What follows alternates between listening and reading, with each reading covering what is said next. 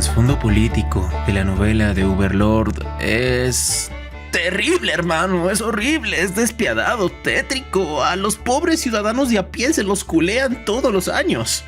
Verán, antes de la aparición de la tumba de Nazarick en este mundo, el reino de Irrastes solía hacer una guerra anual con el imperio de Bahamut. Hasta el momento todo bien, todo normal. El problema es que el imperio estaba siendo comandado por un genio que sabía exactamente lo que estaba haciendo. Comprendía perfectamente que dentro de la nación había un serio problema de poderes internos donde la nobleza trataba de usurparle el poder a la realeza. Entonces, ellos, en lugar de hacer una guerra total en donde pondrían en riesgo la integridad de su ejército y su potencial bélico, decidieron formar la estrategia más cruel posible para debilitar a sus enemigos, lastimando a las personas que no tenían nada que ver con esta política, los ciudadanos. Miren cómo es esta jugada tan perversa. El reino no tenía un ejército profesional ni caballeros altamente entrenados para poder enviar a la guerra. Si estos necesitaban tropas para que confrontaran los conflictos bélicos, se veían en la obligación de reclutar a los granjeros, a las personas de a pie, aquellos que se dedicaban a la agricultura y al mantenimiento de las ciudades. Entonces, el imperio, al saber de que sus enemigos no tenían un ejército propio y especializado en la batalla, siempre declaraban la guerra en el otoño, para que así el reino se vea en la obligación de crear este reclutamiento obligatorio y sacar a los granjeros antes del invierno para ponerlos a luchar. ¿Esto qué significaba?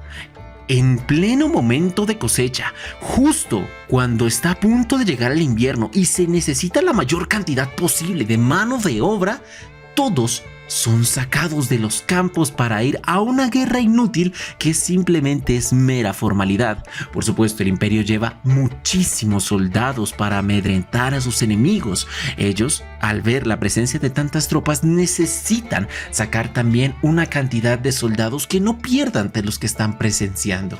Y eso era terrible, porque los viñedos, los sitios en donde estaban las cosechas, se quedaban a soportar el invierno sin nadie quien las cuidara o sin nadie, quien valga la redundancia, las coseche, haciendo que todas y cada una de estas se perdieran. Si fuera un año, sería manejable. Decir que absolutamente todos los hombres fueron enlistados y llevados a la guerra es una falacia. Aproximadamente solo sería un 60%, el otro 40% se quedaría en casa para mantener lo posible a este reino para darles de comer el siguiente año. Un año sería soportable. Después podrían volver con los siguientes años a compensar el déficit que había provocado la guerra. El problema es que el imperio ya lo estaba tomando como tradición hacerlo todos los años. Todos los años los hombres eran forzados a salir de sus granjas, de sus tierras, para dirigirse hacia una batalla que no tenía ningún sentido y ver todos los esfuerzos de la agricultura y las cosechas irse al carajo. Año tras año tras año hacía y debilitaba la estructura económica del país, haciendo que su propia gente muriera de pura y física hambre. El mismo reino se estaba metiendo el cuchillo en el estómago sin la necesidad de que el imperio sacara las armas, literalmente. Solamente, y esto era lo peor, los confrontamientos que ambos tenían año tras año eran escaramuzas, peleas ligeras en donde prácticamente se perdían vidas, pero eran muy ínfimas. Al punto que los nobles que administraban la tierra dejaban de ver este conflicto como una verdadera amenaza, sino más bien como una rutina. Y con el tiempo los fue desgastando. Para este punto de la historia, aunque en la novela de Overlord, más bien, aunque en el anime de Overlord no se puede denotar, en la novela es claro. Dentro de este país hay hambre. Dentro de este mundo hay un serio conflicto por la desnutrición, por las personas que no son capaces de conseguir un plato de comida debido a las pésimas decisiones administrativas de toda la familia real. Algo que vive dentro de la novela, pero el anime, para no engollarles tanto las escenas de acción, de batalla, de ver cómo Ainz aprieta los corazones de sus enemigos, decide no contar. Damas, caballeros, por favor sean bienvenidos a este emocionante video. El nombre de esta familiar voz que tantos años los han acompañado, ya van a ser casi 9 años, es el del viejo Mikael. Y para esta oportunidad les trae como siempre las comparativas entre el anime y la novela de Overlord capítulo número 10. Creo que ya estamos, ya casi tenemos la tercera temporada y llegamos a la película. Así que, mi hermano, si te interesa esto, por favor ponte cómodo, te lo suplico. Jala una soda y empecemos con número 1. Ante el comunicado oficial que había tenido el imperio entre todas las demás naciones humanas de que ellos apoyaban al señor Gon en el surgimiento de este nuevo país, la teocracia hizo un comunicado oficial directamente con el reino de Irrastes. Le dijo: nosotros, a pesar de que hemos alegado año tras año de que la ciudad de Irrantel y todos los dominios alrededor de esta le pertenecieron a nuestra organización, a nuestra nación, y con el tiempo ustedes se la robaron, nosotros no vamos a interferir en el hecho de que el hechicero Ainzuru Gon ocupe su dominio. Y lo sabían perfectamente. Ellos estaban reconociendo la autoridad de este mago y notificando que no iban a intervenir en el conflicto que estaba a punto de surgir, y tampoco que iban a renegar las decisiones que de este conflicto, las consecuencias que de este conflicto conllevaran. Y lo sabían perfectamente porque ellos comprendían el poder que este Ainzuru Gon, que este no muerto Lich, era capaz de ejercer. Recordemos que cuando él se enfrentó a Shaltiar había un ojo que estaba viendo todo. Este pertenecía a la nación de Slayn. La teocracia comprendía perfectamente el poder de ese vampiro y sabía también las fuerzas de su señor. Si ellos se involucraban en ese conflicto, el cual conocían perfectamente el resultado desde antes de que se llevara a cabo, solamente serían arrastrados a una pérdida en la cual saldrían perdiendo. Por eso reconocieron su neutralidad y empezaron a prepararse para algo que inevitablemente iba a suceder. Número 2. Gazef, ese chico, ese güero no quería la guerra. Él la odiaba con todas sus almas. De hecho, él fue capaz de ponerle fin al conflicto del año anterior cuando él mismo asesinó a 2 de los caballeros imperiales que originalmente ocupaban ese puesto y que después fueron reemplazados por otras personas que también fungían buenas capacidades de entre los plebeyos. Pero en fin, Gazef, al asesinar a estos 2 pilares de fuerza, el reino se retiró. Fue una pérdida trágica, pero por lo menos lograron cumplir su objetivo de evitar que la nación de sus enemigos se pudiera alimentar nuevamente en el siguiente año. Gazef estaba cansado de la guerra. Él sabía que estos solamente eran conflictos que desataban más caos, dolor y destrucción. Por eso mismo, quería simplemente cederle su puesto de capitán guerrero a los jóvenes, a personas que pudieran cumplir su lugar y también fungir como pilares de fuerza dentro de esta nación. Quería darle el cargo a Brain Onglos. Hace poco habían tenido un enfrentamiento, lo vimos en capítulos anteriores, aunque no alcancé a hablar acerca de este, en donde se denotaba el entrenamiento y el esfuerzo que Brain había hecho hasta el momento. Pero Gazef sabía perfectamente de que en cualquier momento él iba a volver a desaparecer para continuar con su entrenamiento, aunque sabía perfectamente de que él en un par de años lo alcanzaría, si no es que lo superaría. Si al final lograra ser relevado, él se dedicaría en cuerpo y alma en los últimos años de su vida, de lo que tendría desde aquí hasta el futuro, en entrenar los que están por venir, a conseguir una buena tropa de guerreros de alto nivel que con sus cuerpos podrían proteger al reino. Número 3. En la reunión que aparece al principio del capítulo vemos un montón de rostros que no volverán a aparecer en esta santa historia, pues lo que hace especial a la novela de Overlord es que presenta tantos personajes a la par de que se deshace de ellos. Cada uno de estos personajes era una persona importante dentro de la nación, pues ahí estaban los 6 grandes nobles que se oponían a la facción real, personas con amplias cantidades de terreno, dinero y codicia, De hecho, el líder de la facción de los nobles tenía una mina en la cual explotaba bastante oro y oricalco. Si fuera una mina sería estúpido decirlo. Tenía varias minas y él ansiaba más, quería más poder, más dinero, tal punto que incluso aprovechándose de su situación, de su posición, solía venderle secretos directamente al enemigo para así facilitar las guerras anuales año tras año. Número 4. Debido a las acciones de los capítulos finales de la segunda temporada, la facción real de este reino había adquirido muchísimo poder. Los ciudadanos vieron como mientras los nobles se alejaban y llevaban a sus tropas a sus casas para fortificarse de una posible invasión demoníaca, la realeza salió a las calles a enfrentar este ejército demoníaco. Los aventureros también estaban involucrados en esto, pero el apoyo popular masivo de todo el país se enfocó en los héroes que lucharon contra estos demonios. Y ellos principalmente eran el príncipe Zanak, el segundo, ese gordito, quien salió a patrullar las calles con su armada imperial y su espada, diciendo que él los iba a proteger.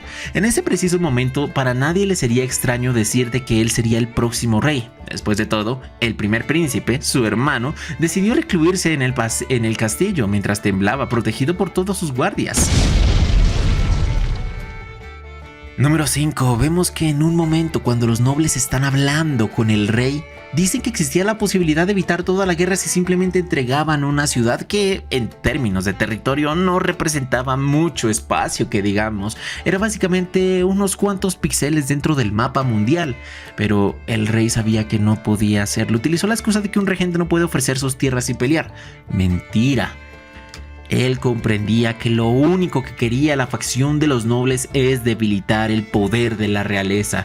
Sin menos tierras, menos autoridad, menos impuestos, y así los nobles tendrían más oportunidades para poder enfrentarlos y usurparles su poder. Surgieron además de otras posibilidades de que el rey con gusto entregaría esas tierras siempre y cuando la pérdida fuera repartida de forma equitativa y los nobles también entregaran una porción de sus territorios a la corona en compensación por la ciudad que se había perdido.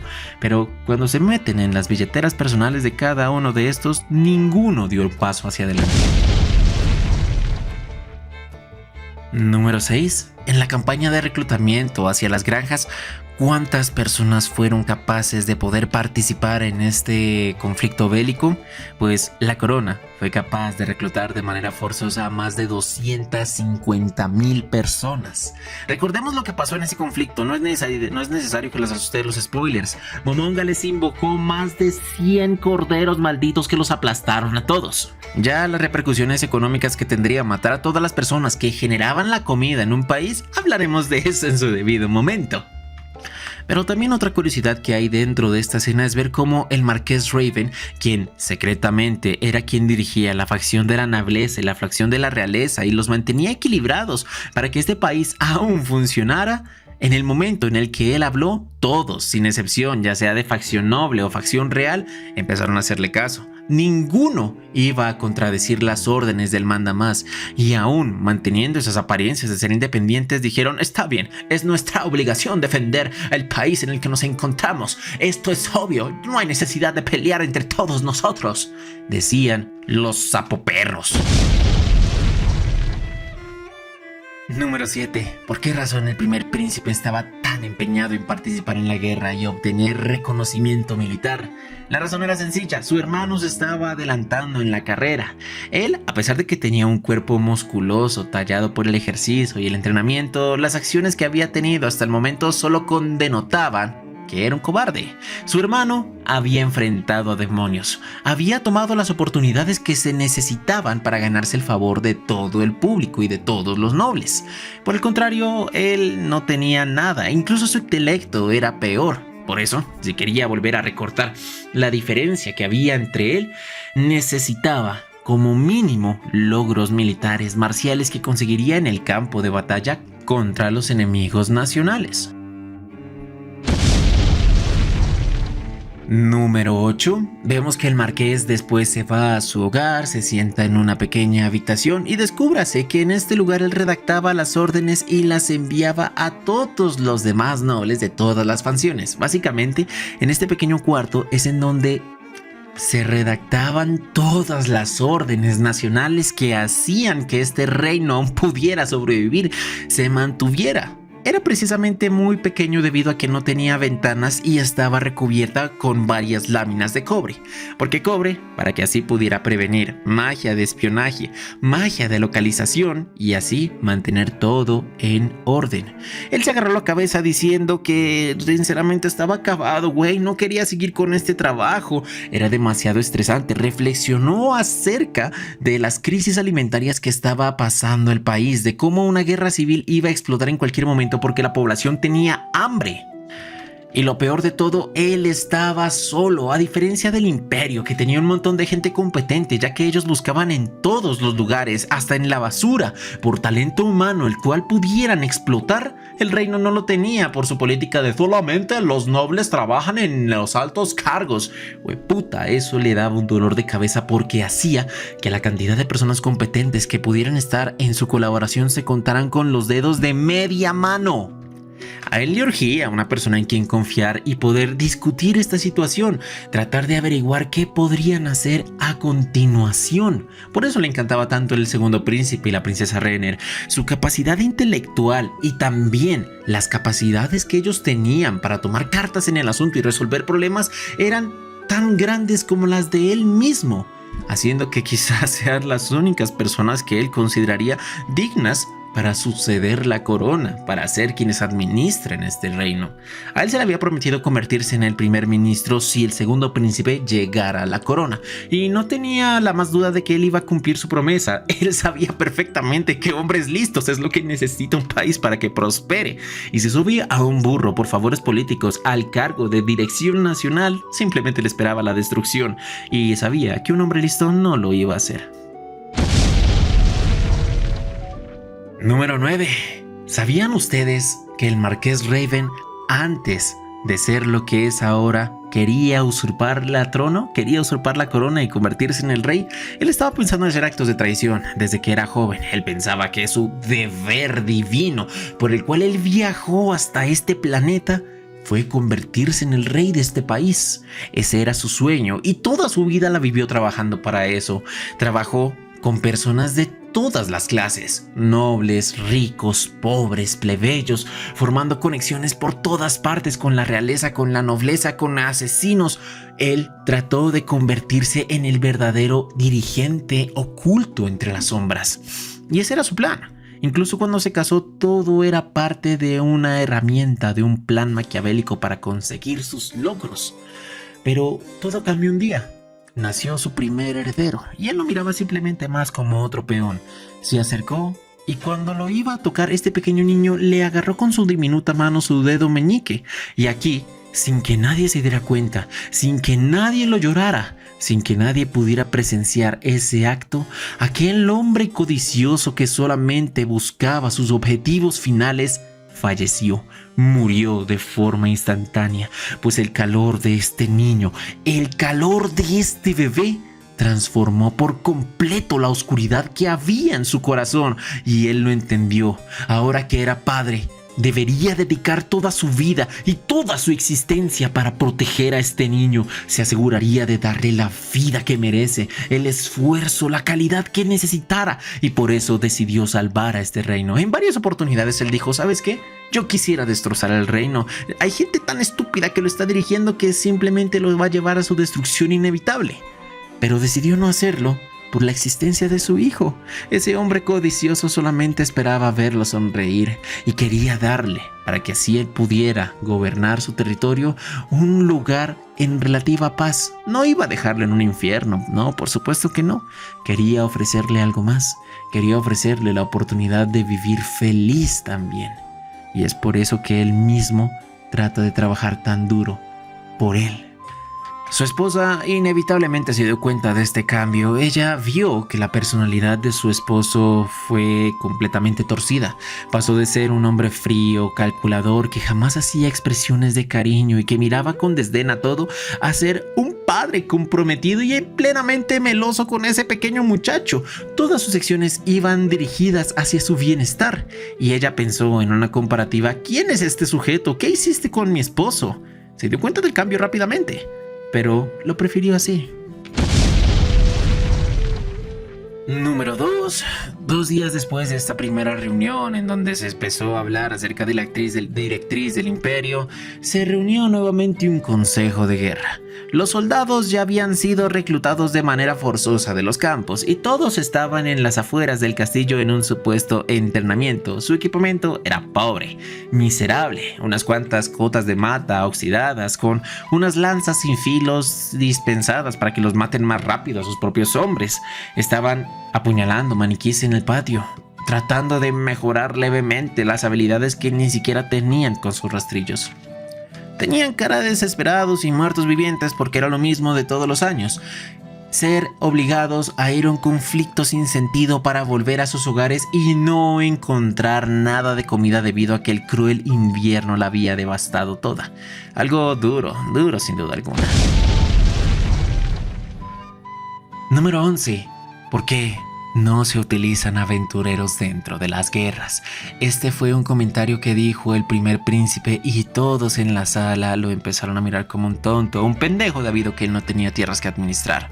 Verán, primero estaba el gremio de aventureros, ellos no lo iban a permitir, pero aún así, ¿por qué razón? Personas que tenían más fuerza en promedio que un soldado común tendrían que estar reservados, o más bien, ¿por qué se apartaban de los conflictos políticos de cada uno de sus países? La razón era sencilla, porque si los aventureros participaran, la guerra sería muchísimo más cruel, así como lo escuchas. Una cosa es que los soldados se maten entre ellos, soldado a soldado, pues se dan duros, se cascan, pero después de que se ha perdido el 10% de cada uno de los ejércitos, ellos deciden retirarse. Si envías una tropa de aventureros de rango oricalco que se especializan en acabar con tropas, hordas de muertos vivientes o cualquier otro tipo de criaturas, sería un exterminio masivo para las fuerzas militares promedio de un país. Entonces, no sería una guerra, sería una masacre sistemática por parte de aventureros hacia civiles que simplemente eran granjeros que habían recogido sus armas. Lo mismo iba para el imperio, si ellos también, al responder a la convocatoria militar de los aventureros, respondían de la misma manera, pues todos iban a sufrir. Y segundo, si se mueren los aventureros, el reino se jode. Recordemos, ellos son la principal fuerza militar que tienen para enfrentar a los monstruos. Los soldados de a pie, el reino no tiene soldados ni caballeros que puedan enfrentarse a monstruos de amenaza nivel 80. Nadie. Y si los que tienen se murieron en la guerra, pues solamente les queda resistir la catástrofe que estas bestias iban a provocar dentro de sus territorios. Y sobre todo, si el reino decidía desacatar las órdenes que estaba, o más bien, la exclamación de independencia que había hecho el gremio de aventureros, ellos fácilmente les podrían decir: jaja, política, me la suda, si ustedes nos van a obligar a hacer algo, prefiero no estar en su país. Y se abren. Un país de fantasía con monstruos en las calles que no tenga gremio de aventureros está condenado a no prosperar y ser exterminado por los mismos monstruos de su nación. Número 12. Ya me empiezo a cansar de tantas curiosidades. Al hijo mayor se le envió a reconocer a la aldea de carne con más o menos 5,000 personas. Al rey Ramposa III realmente le fastidiaba esta situación y crisis económica y política que estaba pasando en su país. En el fondo sabía que no era su culpa, sino la culpa de los antecesores, de una cantidad de generaciones de reyes estúpidos e inútiles que no fueron capaces de ver todo lo que estaba ocurriendo y pasando delante de sus narices y decidieron seguir profundizando la llaga y la discrepancia entre los nobles y los reales para que así a final de cuentas llegaran a esta situación desesperada. Y finalmente estamos en el momento en el que el capitán guerrero se encuentra con Ramposa y llega el después Marqués Rave y empieza. Aquí se ingresó en esta misma escena el mismo alcalde de la ciudad de Irrantel para explicarles qué es lo que necesitaban en su ciudad para poder ejercer esta acción o esta batalla militar. Y les dijo: mucha comida, demasiada comida. Cuando miró los informes y los reportes entregados de manera oficial, se dio cuenta que no alcanzaba ni la plata ni los alimentos. La situación era crítica y estaba horrible. Bueno, señores, el resto de las curiosidades te las daré mañana. Es que sí, son muchas y estoy cansadito y mañana tengo examen a las 7 de la mañana. Tengo que irme a acostar temprano. Nos vemos después, mis reyes. Adiós.